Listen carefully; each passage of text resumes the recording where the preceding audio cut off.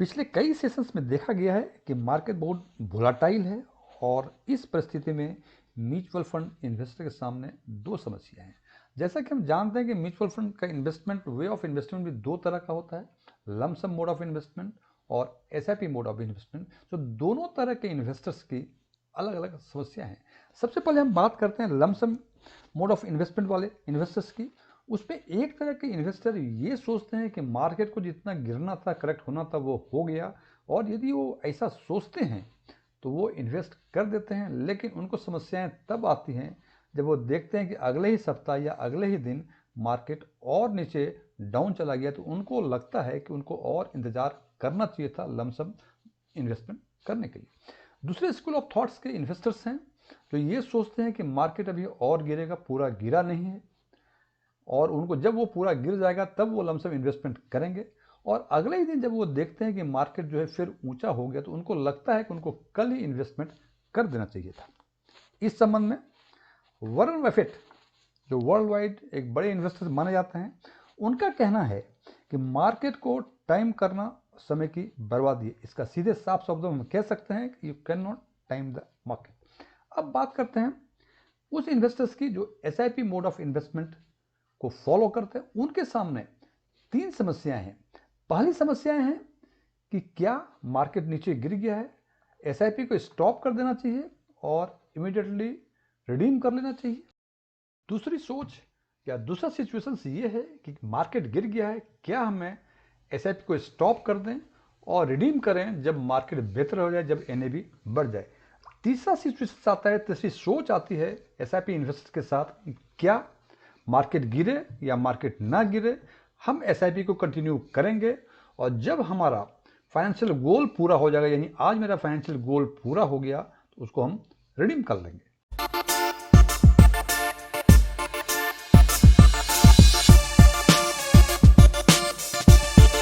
इसको ठीक ढंग से क्लैरिफाई करने के लिए हमने एक लाइव एग्जांपल लिया है और हमने माना है कि फ्रैंकलिन स्मॉलर कंपनीज फंड में हमने 5,000 रुपए का एसआईपी की, और पहली सिचुएशन में वो एसआईपी स्टार्ट किया हमने 1/1/2009 से, और जब 31/3/20 को जब मार्केट की स्थिति कोविड के कारण काफ़ी खराब हो गई थी, एसआईपी हमने डिसकंटिन्यू कर दिया, और 31/3/20 को ही हमने इस अमाउंट को, फुल यूनिट्स को हमने रिडीम कर लिया।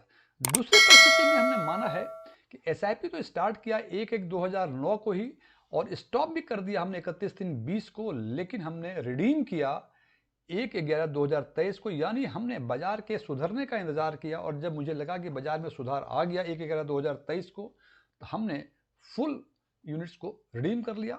और तीसरी परिस्थिति में हमने माना है कि हमने एसआईपी को कंटिन्यू किया, बंद नहीं किया, मार्केट अच्छा हो चाहे बुरा हो, और 1/11/2023 तक उस एसआईपी को चलाया। जब मेरा फाइनेंशियल गोल पूरा हो गया, तो हमने 1/11/2023 को इसको फुल यूनिट्स को हमने रिडीम कर लिया।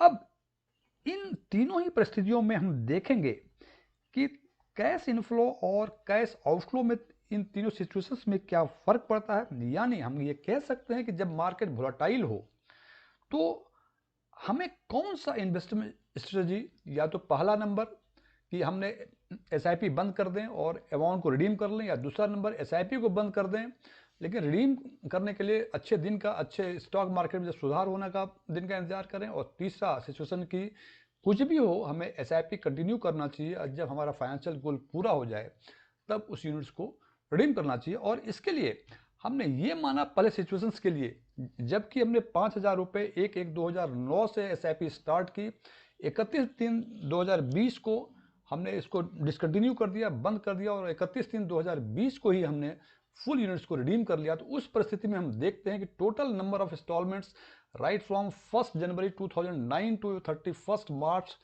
2020, ये 135 इंस्टॉलमेंट होंगे।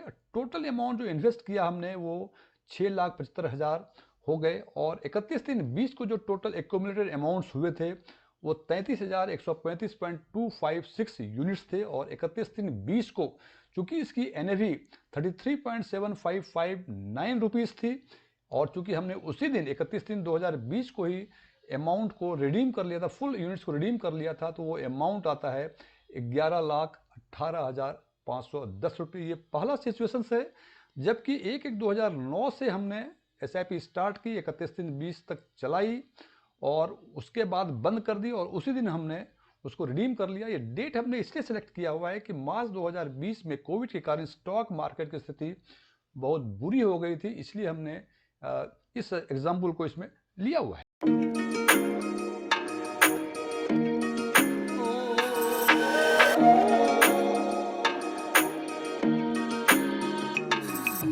दूसरी परिस्थिति में हम देखते हैं, जबकि हमने 31/3/2020 को SIP डिसकंटिन्यू कर दी, लेकिन हमने अच्छे दिन का इंतजार किया और 1/11/2023 को, यानी जब मुझे लगा कि मार्केट में सुधार आ गया, 1/11/2023 यानी 1 नवंबर 2023 को हमने फुल यूनिट्स को रिडीम कर लिया। तो इसमें हम देखते हैं कि यहाँ पे टोटल नंबर ऑफ इंस्टॉलमेंट्स 135 ही होंगे, बिकॉज हमने SIP जो डिसकंटिन्यूड किया था वो 31/3/2020 को ही किया था। टोटल अमाउंट इन्वेस्टेड भी 6,75,000 ही थे। नंबर ऑफ एक्यूमुलेटेड यूनिट्स भी 33,135.256 यूनिट्स थे।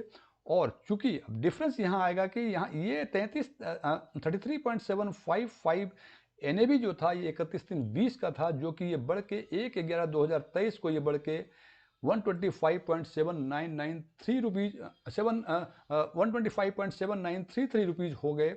और चूंकि 1/11 को हमने रिडीम किया तो रिडम्पशन अमाउंट जो बनता है it is 41,68,193 rupees.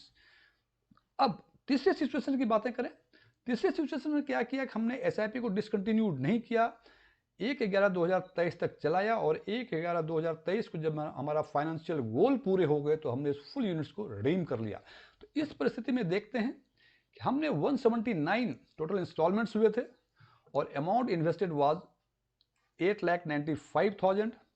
Total accumulated units 1 नवंबर 2023 को 36,129.21 और 1/11/2023 को जो NAV थी उसकी 125.7933 थी। और जब इतने यूनिट्स को हमने रिडीम किया तो इट कम्स टू 45,53,608 रुपीज। बात करते हैं कि इन तीनों सिचुएशंस में कौन सा इन्वेस्टमेंट स्ट्रेटजी मुझे अपनानी चाहिए। सबसे पहले बात करते हैं फर्स्ट और सेकेंड स्ट्रेटजी की। इन दोनों स्ट्रेटजी में हमें कौन सा अपनाना चाहिए।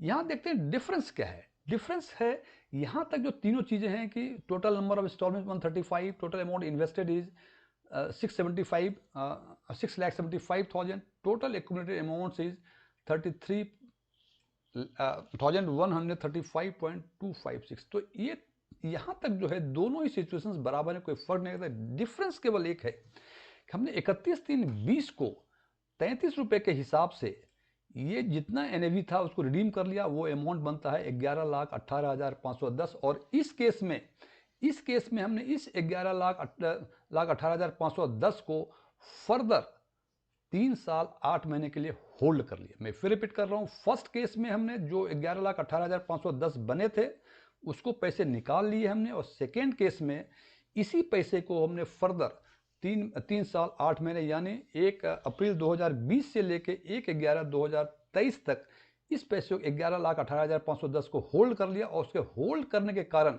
ये पैसे हो गए 41,68,193 रुपये। इसका मतलब कि यदि डिफरेंस देखें दोनों में तो it comes to 30,49,483, 30,49,683।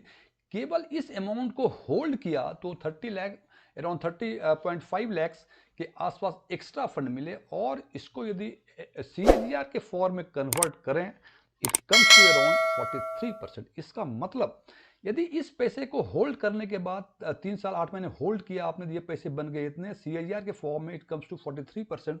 Show 43% CAGR आज के दिन में कहीं नहीं मिलता है। सो हम ये कह सकते हैं कि यदि केवल पहला सिचुएशन दूसरा सिचुएशन की बातें करें तो हमें निश्चित रूप से सेकंड इन्वेस्टमेंट स्ट्रेटजी को अपनानी चाहिए। यानी यदि मार्केट वोलाटाइल हो, मार्केट गिर रहा हो, तो आपको डर लग रहा तो आप SIP को डिसकंटिन्यू कर दें, लेकिन जो यूनिट्स एक्यूमुलेटेड हैं उसको रिडीम ना करें और इंतजार करें कि मार्केट में जब सुधार होगा। इट इज़ ओनली बिकॉज ऐसा कभी नहीं होता कि मार्केट हमेशा गिरता ही रहेगा या मार्केट हमेशा ऊपर ही जाता रहेगा। ये वोलेटाइल मार्केट होता है, ऊपर नीचे होता है। तो just wait for the good days, अच्छे दिनों का इंतजार करें। तो फर्स्ट और सेकंड के इन्वेस्टमेंट स्ट्रेटजी में हमें सेकंड सिचुएशन को ही ऑप्ट करना चाहिए, इसमें कोई दो राय नहीं है।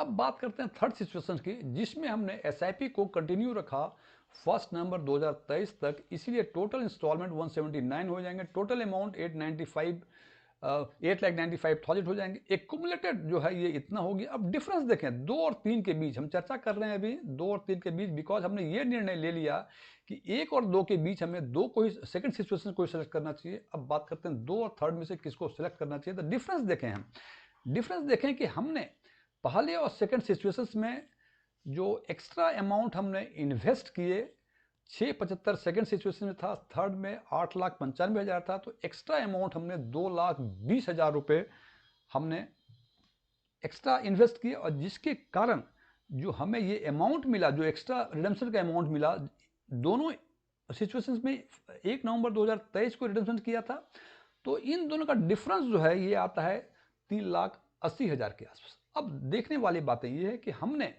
2,20,000 over the period of times, हमने 44 महीने के आसपास हमने इसको इन्वेस्ट किया, 5,000 per month, total amount 2,20,000 extra किया। उस एक्स्ट्रा के कारण 2,20,000 एक्स्ट्रा किया over the period of times for next 44 months, जिसके कारण हमें करीब 3,80,000 के आसपास extra redemption, extra cash inflow होता है। इसका मतलब 2,20,000 यदि 44 में जमा किया और हमें मिल गए 3,80,415 रुपये, 3,80,000 के आसपास, और इसका ये CAGR यदि कंप्यूट करते हैं, इट कम्स टू अराउंड 28%।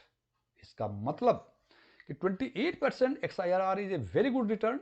तो यदि हमें ये बातें करनी हो कि सेकेंड और थर्ड में किसको कौन सी इन्वेस्टमेंट स्ट्रेटजी अपनानी चाहिए, तो निश्चित रूप से हमें तीसरी अपनानी चाहिए, जिसमें यह कहता है कि मार्केट वोलाटाइल हो, खासकर जब मार्केट गिरता हो, आप SIP कभी बंद ना करें, SIP को कंटिन्यू करें टिल कि मार्केट जब तक आपका बेहतर कंडीशंस में नहीं आ जाए। और मार्केट बेहतर कंडीशंस में आएगा, टाइम बैंड जो है 2 महीने, 4 महीने, 6 महीने, साल, 2 साल हो सकता है, लेकिन मार्केट फिर अपवर्ड मूवमेंट में जाएगा, ये निश्चित है, इसमें कोई सेकंड राय नहीं है। So in concluding the bottom line of this video is, यदि तीनों ही सिचुएशन से बातें करें तो हमें SIP को बंद नहीं करना चाहिए, SIP को किसी भी परिस्थिति में कंटिन्यू करना चाहिए, और मार्केट गिर रहा है तो गिरने दीजिए, आप SIP इन्वेस्ट करते रहिए और इंतजार करें या तो आपका फाइनेंशियल गोल अचीव हो जाए या मार्केट में सुधार आ जाए, उस टाइम आप उसको रिडीम कर लें। हालांकि जैसे मैं बार बार कहता हूं, अंतिम निर्णय हमेशा इन्वेस्टर्स का होता है, बिकॉज उनके परसेप्शंस अलग अलग होते हैं, depending upon so many factors, like उनका डेमोग्राफी क्या है, फाइनेंशियल कंडीशंस क्या है, फाइनेंशियल लायबिलिटीज क्या है, इन्वेस्टमेंट टेम्परामेंट क्या है, एंड मेनी मोर फैक्टर्स। सो ये निर्णय हमेशा आपका। Thank you.